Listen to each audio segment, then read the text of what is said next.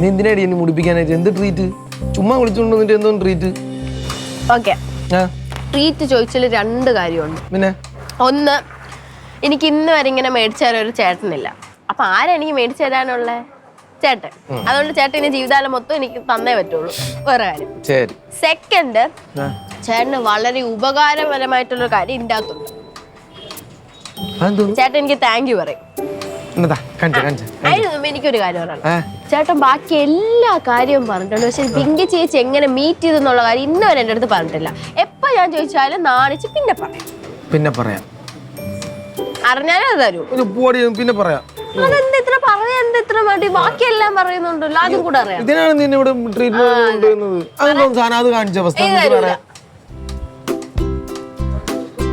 അതെന്താ ഇത്ര ബുദ്ധിമുട്ട് പറയാൻ? അത്ര ഗുണമുള്ള കാര്യമാണോ? അത്ര ഗുണമുള്ള. എന്നാ ഞാൻ പറയാം. അപ്പൊ ഒരിടത്ത് ഒരു രാജാവ് ജീവിച്ചിട്ടുണ്ടായിരുന്നു. ഞാൻ നിന്നെ കൊണ്ട് വലിയ ശല്യമായി, ഞാൻ പറയാം. അപ്പൊ പണ്ട് എൻ്റെ ഒരു മുസ്ലിം ഫ്രണ്ട് ഉണ്ടായിരുന്നു. ആ മുസ്ലിം ഫ്രണ്ടിന്റെ അനിയത്തിയുടെ കല്യാണമായിരുന്നു. അനിയത്തിയുടെ പേര് ആയിഷ. പക്ഷെ കല്യാണത്തിനല്ല പോയത്, അതിന് റിസപ്ഷൻ ഉണ്ടാവല്ലോ തൊട്ട് മുന്നത്തെ ദിവസം. അപ്പൊ ഈ റിസപ്ഷന്റെ ആ സമയത്ത് ഈ കല്യാണ പിന്നെ നറുക്കിരുത്തിയിട്ട് ബാക്കിയുള്ള പെണ്ണുങ്ങളൊക്കെ ഒപ്പന കളിക്കുമല്ലോ, നല്ല അടിപൊളിയായിട്ട്. അപ്പൊ അതിന്റെ ഇടയില് ഒരു അടിപൊളി മൊഞ്ചത്തിയായി ഞാൻ കണ്ട്. ഞാൻ പറയാം, മനസ്സിലാവും. കണ്ട ഉടൻ തന്നെ ലവ് അറ്റ് ഫസ്റ്റ് സൈറ്റ്. എനിക്ക് നാണം. പറയാം. എന്നിട്ട് ഞാൻ കണ്ട ഉടനെ എനിക്ക് ഇവളെ അറിയില്ലല്ലോ, അതായിട്ടാണല്ലേ എങ്ങനെയെങ്കിലും ഇവളുടെ അടുത്ത് ഇങ്ങനെ കോണ്ടാക്ട് സംസാരിക്കണം. ചുമ്മാ കയറി ചെന്ന് കൊടുക്കാൻ പറ്റില്ല, നാണം കിട്ടാലോ. ഞാൻ അപ്പൊ ആ കൂട്ടത്തില് അവളുടെ ഒരു കൂട്ടുകാരി ഉണ്ട്, ഡാൻസ് കളിക്കുന്ന കൂട്ടത്തില്. അത് എന്റെ ഫ്രണ്ടായിരുന്നു അത്. അപ്പൊ അവള് ത്രൂ അവളുടെ ഇൻസ്റ്റാഗ്രാമും കാര്യവും എല്ലാം കൂടി ഓൺലൈൻ കൂടി ഞാൻ സംസാരിച്ചു. അങ്ങനെ അങ്ങനെ അങ്ങനെ അങ്ങനെ അങ്ങനെ ഇഷ്ടത്തിലായി. പിന്നെ എന്താ വെച്ച് കഴിഞ്ഞാൽ it turns out to be അത് ഉമ്മച്ചി കുട്ടിയല്ല, അത് ഇച്ഛായത്തിയാണ്.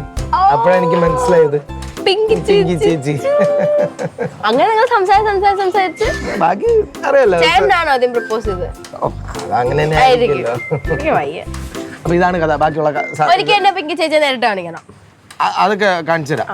ബാക്കി എന്താ സാധനം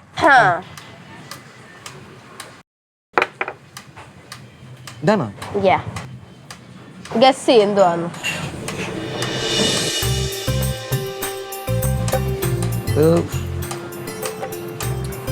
ചോദിച്ചില്ലേ? എന്റെ ഡാഡിയുടെ മമ്മിയുടെ ലവ് ലെറ്റർ.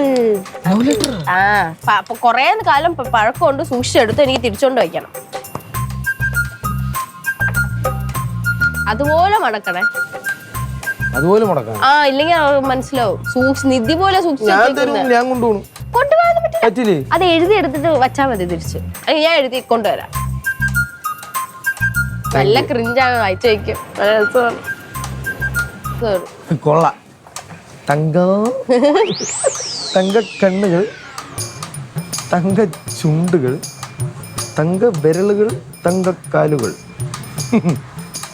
എന്റെ ഇരുണ്ട രാവുകളിലേക്ക് ഒരു തങ്ക നിലാവായി നീ എന്നാണ് കടന്നു വരിക. പക്ഷെ ഡാഡി അന്നേ ഇത്രയും പ്രതീക്ഷയോടെ ക്ലീറ്റോ. നിന്റെ ഡാഡി കൊള്ളാനാണ് ഇത്. ആ കാലത്ത് എഴുതിയില്ലേ ഇത്? ശരിയാണ് കേട്ടാ. അത്രയും ബുദ്ധി, ആ ബുദ്ധി എനിക്ക് കിട്ടിയേക്കുന്ന.